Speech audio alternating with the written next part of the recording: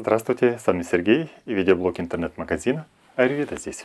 Дорогие друзья, с наступлением холодов позвольте вам дать несколько простых рекомендаций по сохранению здоровья и недопущения ОРЗ и ОРВИ.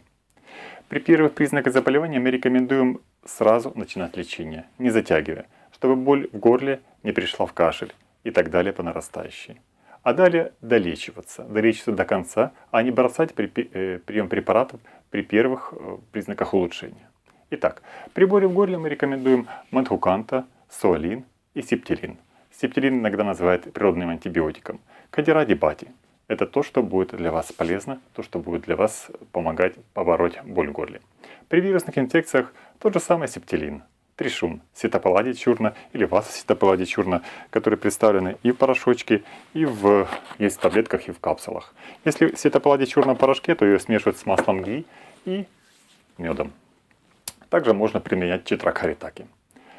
Магастья Расаяна, о том, о чем мы говорили уже в одном из своих видео, будет всегда хорошо при всех заболеваниях. Если синусит, гайморит, то это анутаил или шатбиндутаил. Зачастую спрашивают, что лучше, какие капельки таил, это есть капли, анутаил или шатбиндутаил.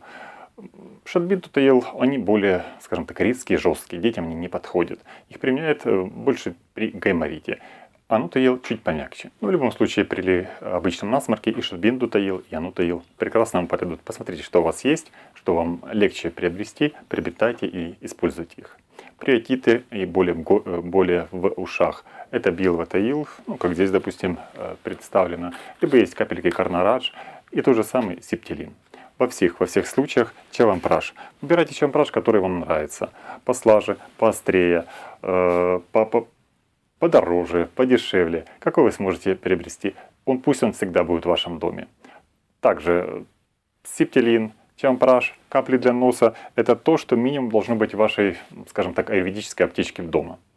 Это поможет вам избежать простуды и не только избежать, а предотвратить ее появление. В следующем видео я обязательно расскажу вам про пачули. Дождитесь его, будет ароматно. До новых встреч в нашем видеоблоге Аюрведа здесь.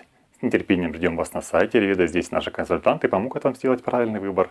И в социальных сетях, где вы сможете задать любой аюрведический вопрос, который мы не оставим без внимания.